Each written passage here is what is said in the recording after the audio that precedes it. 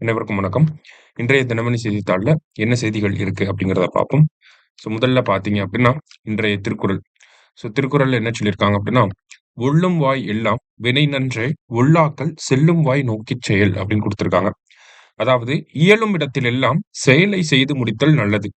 இயலவில்லை ஆனால் பயன்படும் இடம் நோக்கியாது செய்ய வேண்டும்" அப்படின்னு சொல்றாங்க. ஓகேவா? நம்மனால ஒரு செயல ஒரு இடத்துல செய்ய முடியும்னா, அத பண்ணி முடிச்சிரணும்.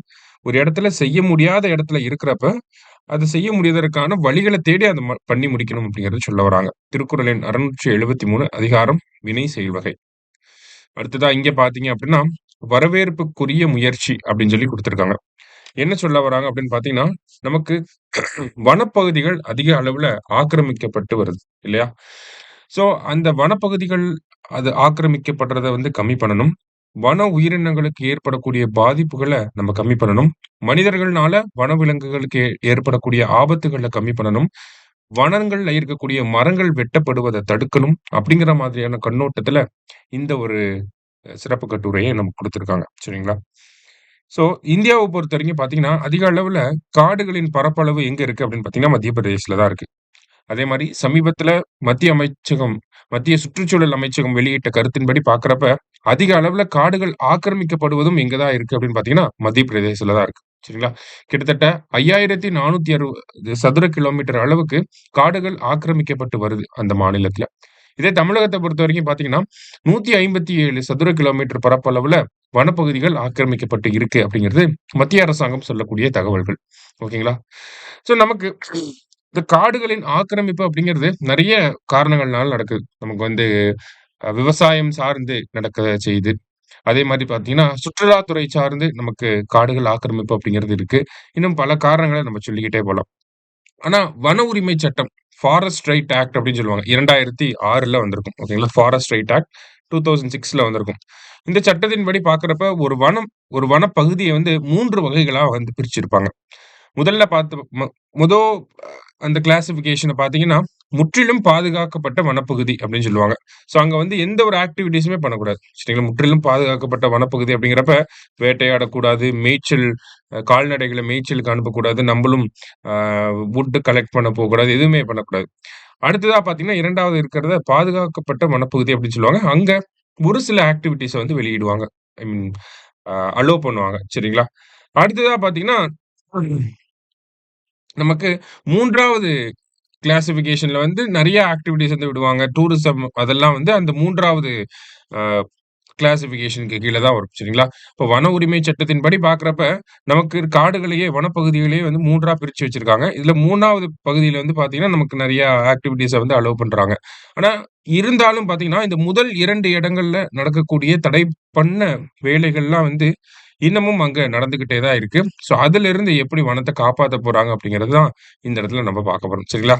இந்த மாதிரி வனப்பகுதிகள்ல ஏற்படக்கூடிய பிரச்சனைகள் அப்படின்னு பார்த்தீங்கன்னா, அடர்ந்த காடுகளுக்குள்ள விலங்குகள வேட்டையாடுறது, அடர்ந்த காடுகளுக்குள்ள இருக்கக்கூடிய மரங்கள வெட்டிட்டு வர்றது, ஓகேங்களா? இயற்கைக்கு எதிரான செயல்கள வந்து பண்றது, காட்டுத்தீ பரவுறது, இந்த மாதிரியான விஷயங்கள பாதுகாக்கிறது, அந்த மாரியான விஷயங்கள்ல இருந்து வனப்பகுதிகள பாதுகாக்கிறது வனத்துறையோட ஒரு கடமையாக இருக்கு. அப்ப மத்திய பிரதேச மாநில வனத்துறை வந்து இந்தியாவிலேயே புதுசா ஒரு முயற்சிய வந்து கொண்டு வந்திருக்காங்க. இந்த மாதிரியான நிகழ்வுகள்ல இருந்து வனப்பகுதிகள வந்து காப்பாத்துவதற்காக என்ன பண்ணியிருக்காங்க அப்டின்னா, நமக்கு புதிய தொழில்நுட்பங்கள வந்து பயன்படுத்த ஆரம்பிச்சிருக்காங்க. அதுல குறிப்பா ஏஐ டெக்னாலஜிய வந்து பயன்படுத்த ஆரம்பிச்சிருக்காங்க. இந்த ஏஐ டெக்னாலஜிய பொறுத்தவரைக்கும் பார்த்தீங்கன்னா, நமக்கு AI based forest monitoring activities அப்படிங்கிறத நடைமுறைப்படுத்த ஆரம்பிச்சிருக்காங்க. அதன்படி சேட்டலைட் இமேஜஸ வச்சு கம்பேர் பண்றாங்க. அதே மாரி வனத்துறையினர் இருக்காங்க இல்லையா? அவங்க ரோந்து பணிகளுக்கு போறப்ப, முக்கியமான இடங்கள் ஓகேங்களா? எதெல்லாம் வல்னரபிள் ஏரியாஸா இருக்கோ, அதெல்லாம் ஃபோட்டோ எடுத்துட்டு வருவாங்க. பொதுவா நடக்கக்கூடிய நடவடிக்கை தான். அந்த ஃபோட்டோஸ வந்து ஏஐல ஃபீட் பண்ணி கம்பேர் பண்ணி பார்க்கறது. ஓகேங்களா? ஸோ 2 நாளைக்கு முன்னாடி எடுத்த ஃபோட்டோவையும், இப்ப எடுக்கிற ஃபோட்டோவையும் கம்பேர் பண்ணி, அங்க என்ன சேஞ்சஸ் இருக்கு அப்படிங்கிறத ஸ்டடி பண்றது. இந்த மாதிரி புது டெக்னாலஜிய இந்த மாரி பயன்படுத்த ஆரம்பிச்சிருக்காங்க. அதே மாரி பார்த்தீங்கன்னா, ஃபாரஸ்ட் ரீஜியன் இருக்கு அப்டின்னா, அங்க நெறைய பாக்கெட்ஸ் ஆஃப் ஸ்பேஸ வந்து வல்னரபிள் ஸ்பேஸஸ்ன்னு ஐடென்டிஃபை பண்ணியிருப்பாங்க. அந்த வல்னரபிள் ஸ்பேஸஸ்ல வந்து 1 வாரத்துக்கு ஒரு தடவ வந்து நம்ப கம்பேரிசன் பண்ணி பார்க்கறது. சேட்டலைட் இமேஜரி எடுத்து Google எர்த் என்ஜின் மூலியமா அத ஸ்டடி பண்ணி பார்க்கிறது. ஸோ இந்த மாதிரி பல்வேறு டெக்னிக்கல் ஆக்டிவிட்டீஸ் வந்து பண்ண ஆரம்பிச்சிருக்காங்க. சரிங்களா? ஸோ இதனால என்ன ஆகுது அப்படின்னு பார்த்தீங்கன்னா, ஃபாரஸ்ட்ட கவர்ன் பண்றது இன்னும் கொஞ்சம் அட்வான்ஸ்டா மாற ஆரம்பிக்குது. ஓகேங்களா? வனத்துறைய பாதுகாப்புறது வந்து பார்த்தீங்கன்னா, அது இன்னும் கொஞ்சம் அட்வான்ஸ்டா மாற ஆரம்பிக்குது அப்படிங்கிறத குடுத்திருக்காங்க. இப்ப இந்திய அளவுல மத்த மாநிலங்களுமே இந்த மாரியான ஒரு நடைமுறைகள வந்து அடாப்ட் பண்ணிக்கணும் அப்படிங்கிறதா சொல்லியிருக்காங்க. சரியா? அடுத்ததா பார்த்தீங்க அப்படின்னா, மரபணு திருத்தப்பட்ட நெல் ரகங்கள் அறிமுகம் நாட்டில் முதல் முறை அப்படின்னு சொல்லி குடுத்திருக்காங்க. அதாவது மரபணு திருத்தம் அப்படின்னா, ஜீன் எடிட்டிங் அப்படின்னு சொல்லுவாங்க. சரிங்களா? ஆர் எல்ஸ் ஜீனோம் எடிட்டிங் அப்படின்னு சொல்லுவாங்க. ஓகேவா? இதுவே ஜெனடிக்கலி மாடிஃபைட் அப்படின்னா தான் நமக்கு என்ன வரும்னா, மரபணு மாற்றம் அப்படின்னு சொல்லி வரும். சரிங்களா? ஜெனடிக்கலி மாடிஃபைட்னா மரபணு மாற்றம்னு வரும். ஜீனோம் எடிட்டிங் அப்படின்னா, மரபணு திருத்தப்பட்ட நெல் ரகங்கள். ஓகேங்களா? ஸோ ஆல்ரெடி இந்தியால ஜெனடிக்கலி மாடிஃபைட் கிராப்ஸ் அப்படிங்கிறது பிடி காட்டன் இருக்கு. பிடி பிரிஞ்சால்லாம் நம்ம பார்த்திருப்போம். ஆனா பிடி காட்டன் மட்டும் தான் நடைமுறையில இருக்கு. சரிங்களா? ஐ மீன் பயிரிடக்கூடிய வகையில இருக்கிறது பிடி காட்டன் மட்டும் தான். ஜெனடிக்கலி மாடிஃபைட் கிராப்ஸ்ல. ஆனா இங்க என்ன குடுத்திருக்காங்க அப்டின்னா, மரபணு திருத்தப்பட்ட நெல் ரகங்கள் நாட்டில் முதல் முறை அப்டின்னு சொல்லி குடுத்திருக்காங்க. மரபணு திருத்தப்பட்ட அப்டின்னு பார்த்தீங்கன்னா, ஜீனோம் எடிட்டிங் ஓகேங்களா? ஸோ ஜீனோம் எடிட்டிங் பண்ண ரைஸ் வெரைட்டீஸ வந்து மத்திய அரசாங்கம் வெளியிட்டிருக்காங்க. ஓகேங்களா? ஸோ அதனால தான் இங்க ஜீனோம் எடிட்டிங் பண்ணியிருக்காங்க. அதனால தான் ஃபர்ஸ்ட் டைமா இந்த ஜீனோம் எடிட்டிங் பண்ணியிருக்காங்க ஃபர்ஸ்ட் டைமா. அது எதுல பண்ணியிருக்காங்க அப்டின்னா, ரைஸ் வெரைட்டீஸ்ல வந்து பண்ணியிருக்காங்க. சரியா? ஸோ அந்த மாதிரியான நெல் ரகங்கள் அப்டிங்கிறது அறிமுகப்படுத்தப்பட்டிருக்கு. அதனுடைய பெயர் என்ன அப்டின்னு பார்த்தீங்கன்னா டிஆர்ஆர் தன் 100 அப்படின்னு சொல்லி குடுத்துருக்காங்க. அதாவது டிஆர்ஆர் தன் 100 கமலா அப்படிங்கிறது தான். சரிங்களா? இது ஒரு பேரு. அடுத்தது பூசா டிஎஸ்டி ரைஸ் 1 அப்படிங்கிறது இன்னொரு வெரைட்டியோட பேர். சரிங்களா? ஸோ இது 2 தான் இதோட பேர். இந்த மரபணு மாற்ற ஐ மீன் மரபணு திருத்தப்பட்ட நெல் வகைகளோட பேர் என்னன்னா இதுதான். ஸோ இதனுடைய அட்வான்டேஜஸ் என்ன அப்படின்னு பார்த்தீங்கன்னா, 1 ஹை புரொடக்டிவிட்டி சரிங்களா? உற்பத்தி அப்படிங்கிறது அதிகமாகும். High production and productivity.